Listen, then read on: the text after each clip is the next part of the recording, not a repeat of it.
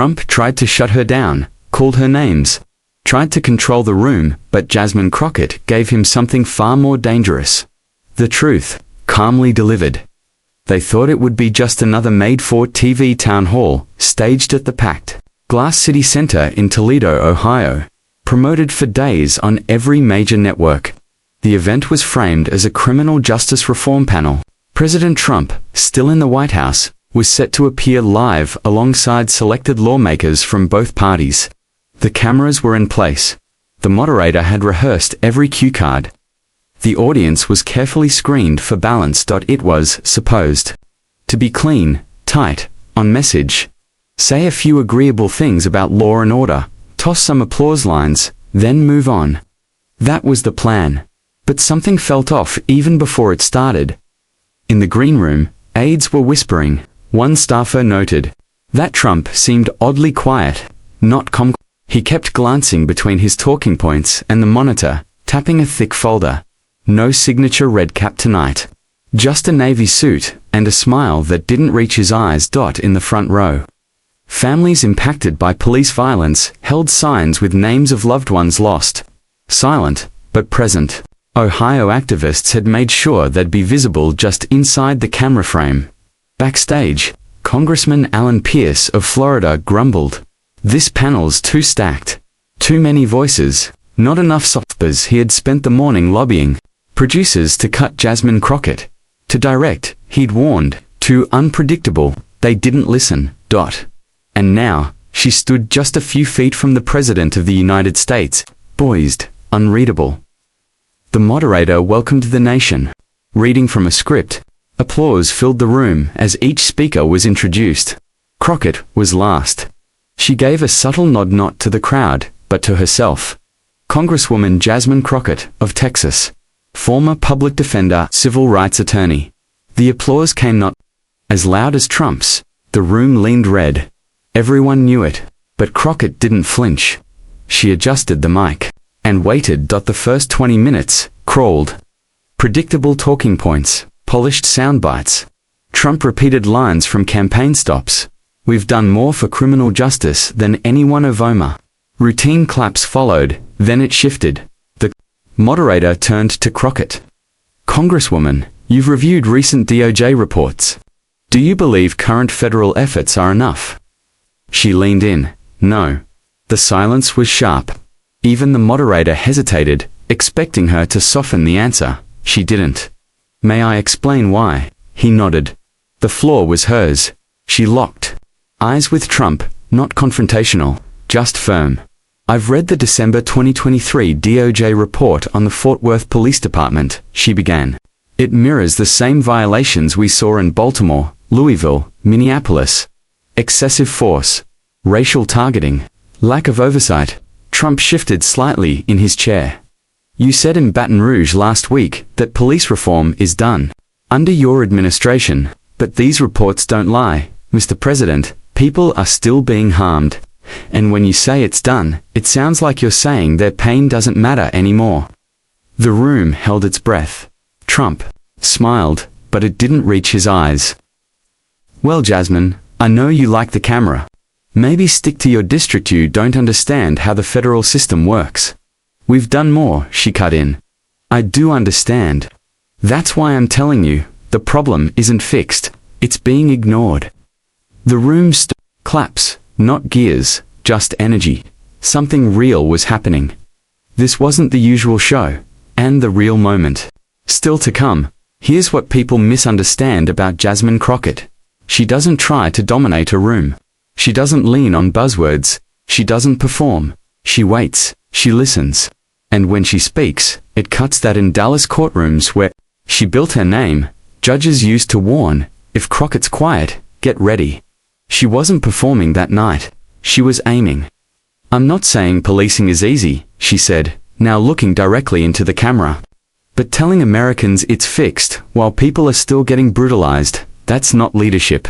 That's PR. Trump leaned forward. Excuse me, that's a lie. We've invested more in reform than anyone. You're ignoring the facts. She tilted her head slightly, almost giving him a second chance. No, sir, I'm quoting them. She opened a folder. No edits, no highlights. Just 3 clean pages. According to your own DOJ, Fort Worth police used tasers on black drivers 5 times more than white drivers.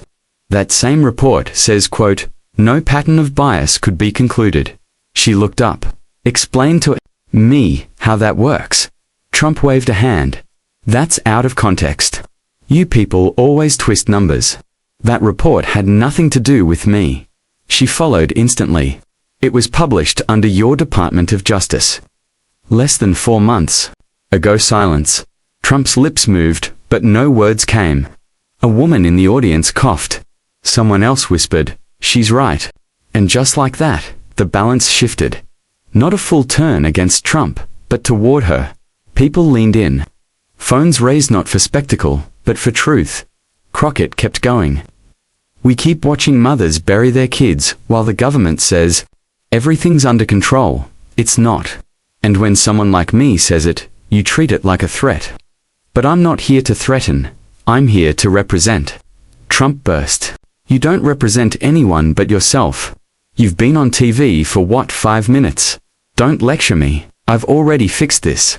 Without hesitation, when it comes to lived reality, yes, I do. Boom, not shouted. Not dramatic. Just clear, like glass breaking. Some clapped. Others just sat there, stunned. Trump leaned back, blinking fast. His face flushed. He motioned off stage, hoping for a break. Crockett calmly closed her folder and folded her hands. That said more than another 10 minutes of debate could. Trump wasn't done. But he'd already lost control. This conversation is meant to be constructive. The moderator tried. Let's keep it. No, Trump cut in, voice sharp. I'm not sitting here while this woman grandstands on my record. She's not even on the Judiciary Committee. She barely made it to Congress. Crockett's voice came back stronger. Was elected, just like you. I earned this seat through service. Not money, not ads. So mock me if you want, Mr. President. But I've defended people in courtrooms you've never stepped inside. Another shift, deeper now, a collective inhale. Trump tried to laugh it off, defended. Lady, you don't know anything about how this country works. You people are always talking, never doing. She said it quietly. You people, he stammered. No, I meant Democrats. I meant moderator froze. Panelists froze. Crockett tilted her head. You sure that's what you meant? Trump looked away. She didn't. I know what it sounds like when someone tries to make me smaller. I've been hearing it my whole life. I just don't flinch anymore. People looked around, uncomfortable. Nodding, then Trump made his fatal mistake. You're not that important, he snapped. Nobody even knew your name until 2 minutes ago. That was it. Crockett smiled, not mocking, just confirmed. That's the thing, sir? You think people have to be famous to matter? It hit like a slap. There are millions who feel invisible, who get dismissed the second they speak. I'm not famous to you, but the people I serve know exactly why I'm here. The moderator tried to intervene. Trump waved him off. Crockett stayed calm. I didn't come here for applause. I came because I've held too many mothers outside courtrooms crying over sons who weren't dangerous, just driving through the wrong neighborhood. That's not a headline. That's a Tuesday. Now people were clapping, not all, but enough. Then came the voice from the audience. She's telling the truth. A man stood holding a photo. A young man in a graduation cap. That's my grandson, he said. They shot him in a traffic stop. 2 blocks from home, security approached. Crockett raised a hand. What's his name? Terrence. Terrence. Miles. She turned to Trump. Hear that name, because there are thousands just like it, not numbers, names. Trump didn't answer. To the man in the crowd, she said, turning back. We carry his name tonight. Phones were up everywhere now. The cameras had stopped recording a panel. They were capturing a moment. Trump, for once, had nothing. But then he exploded. Fake, he snapped. You're fake. You've been coached. This is TikTok garbage. You don't care about justice, you care about clicks. This whole thing is a setup. The moderator tried again. "Mr. President, don't talk to me like I'm a guest," Trump shouted. "I'm the President of the United States." Jasmine still didn't flinch. "You're a disgrace," he added. "You think you're a star now?" Long beat. She leaned in. "You don't get to define me. And you sure as hell don't get to define disgrace." Now murmurs. "Not polite anymore. Not here for the spotlight," she said. "I'm here for people like Terrence Miles, who never got one." Trump rolled his eyes. "Oh, here we go. The race card." That's where the clip ends on most screens. But the moment, it kept echoing, because Crockett didn't raise her voice. She didn't have to. She had the truth, and the country could feel it. Like you lose an argument, and it's suddenly racism that was your only play. The room didn't gasp, it didn't erupt, it froze. Because in that moment, everyone understood what had just happened. This wasn't about policy. It wasn't about crime. It wasn't even about reform anymore. It was about who gets to speak, and who gets shut down the moment they get too good at it. Jasmine's response was immediate. "No, sir. You played that card the second you called me. You people, I'm just reminding you, some of us didn't buy our way into this." That line would run on every cable news channel that night. Every clip that circulated online kept playing it, over and over. Backstage, producers were scrambling. One kept shouting, "We need a break. We need a break." But no one dared cut the feed. It was too big now, too real. The kind of moment you can't edit or polish. The moderator tried to intervene weakly. "Congresswoman Crockett, maybe we can," but she was already finishing. "I'll stop here," she said quietly, "because I think the country just saw what I've been saying. And not just from me, from him." She gestured lightly toward Trump, then turned to the audience. "I'm not here to win an argument. I'm here to stop pretending that truth needs permission." Silence. Then one by one the clapping started, not just from her supporters, even a few who didn't agree with her. Politically applauded. Because no matter which side you were on, you'd just watched something rare. Someone standing their ground with nothing but facts, history, and sheer nerve, while the most powerful man in the country came undone right in front of her. But it wasn't just the people in the room who saw it. Within minutes, the clip hit the internet like wildfire, and America picked sides. The clip was only 93 seconds. No dramatic music. No flashy graphics. Just a split screen. President Trump, red-faced and flailing. Congresswoman Jasmine Crockett, seated, calm, hands folded. Holding his gaze, a user on X uploaded it with the caption, "She ended him on national TV." Hashtag Crockett claps back. It took less than 10 minutes to explode.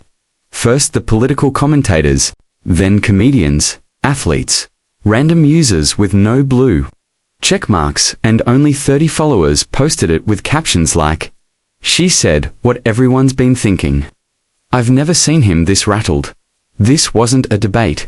It was alive, dismantling, and it wasn't just the words, it was her body language. How she stayed still while he flailed. How she let the silence do the work. How she didn't even need to talk over him to win the moment by midnight. Hashtag MadTrump was trending second in the US by 2 a.m. It was no one. By morning, every major outlet from the Washington Post to TMZ had the clip embedded at the top of their home pages. Even the neutral anchors couldn't hide their reactions.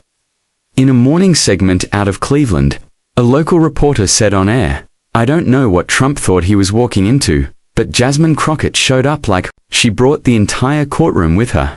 That line alone got clipped and reposted 3.2 million times in 24 hours. Meanwhile, Jasmine said nothing. No post, no tweet, no live stream, no victory lap. She had spoken. That was enough. The internet could take it from there, but the country wasn't letting it go. In barbershops and coffee shops across Ohio, people debated. She held her own. She embarrassed him. She just put herself on the map. Even in conservative corners, the reaction was complicated. At a diner in Findlay, a middle-aged man in a Buckeyes hoodie turned to his wife after watching the replay on his phone.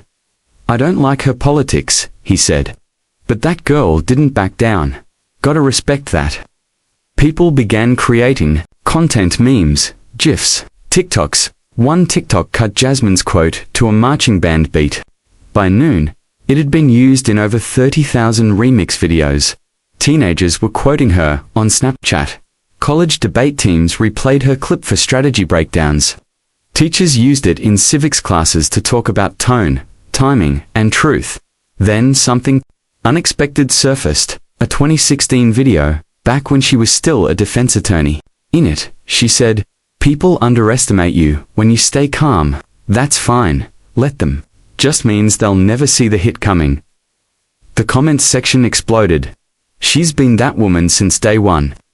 She warned you all 8 years ago." Still, Jasmine remained silent. This wasn't a moment for clout, it was strategy. It was truth. Delivered exactly how she meant it. But not everyone was quiet. Trump's campaign scrambled out a defensive, poorly written statement that ended with "President Trump remains focused on real issues, not on dramatic performances by people craving attention." That last line, within an hour, it was printed on shirts. Dramatic performance. That was clarity. JC people started calling her JC, not just Jasmine Crockett. Just as called. Meanwhile, the rest of the town hall technically continued. But no one was watching. Not in the room. Not on TV. Not even the moderator. The energy had shifted beyond anyone's control. Other panelists kept talking. Stats, policies, slogans. No one remembered any of it. All eyes drifted back to Jasmine. Even when she wasn't speaking, people were watching, studying. She wasn't trying to dominate the space she already had. Trump, for his part, said nothing. Red-faced, withdrawn, arms folded so tightly it looked painful. No more interruptions. No more retorts. Just a man who had gone too far and realized it too late. Behind the scenes, chaos. Producers changed next-day lineups. Network execs scrambled. The show was no longer about criminal justice reform. It was now Jasmine Crockett versus Donald Trump, and they were ready to milk it. On CNN, live analysis started early. "She dismantled him," said political analyst Sherry Langdon. And she did it without shouting. That was precision. That was lawyering. Over on Fox, the story was different. "A coordinated ambush," one anchor said. "She came prepared. With gotcha stats," but even there, you could hear the hesitation. No one could deny what had just happened. Over on MSNBC, they aired a split screen of black women reacting in real time. A professor in Akron, a nurse in Southfield, a small business owner in Topeka. "She said what I've been trying to explain for years," the nurse said. "That it's not about being angry, it's about being told to sit down. And tonight, she didn't." Another nodded. That wasn't just political, that was generational. The hashtags kept rising. Hashtag, she did end single quotes to sit down. Hashtag, Crockett claps back. Hashtag Mad Trump. The clip crossed 25 million views by afternoon. Backstage, Crockett sat calmly. Folded hands, no smile, just quiet composure. An aide offered her water, she nodded. "You good?" the aide asked. "I said what I needed to," Jasmine replied, no grin, no soundbite, just Grace. Outside, reporters waited. Cameras on, microphones. "Ready?" She said nothing. She didn't need to by sunrise. Jasmine Crockett's face was stitched into the internet's bloodstream. You couldn't scroll without seeing her. In clips, in quotes, in memes, in murals. She hadn't just won a moment, she'd sparked a movement. But the real question wasn't what she said, it was why it landed like it did. And as the noise swelled, Jasmine remained quiet, letting the country sit with what it had seen, because courage isn't always loud. Sometimes it just folds its hands, looks power in the face, and tells the truth anyway.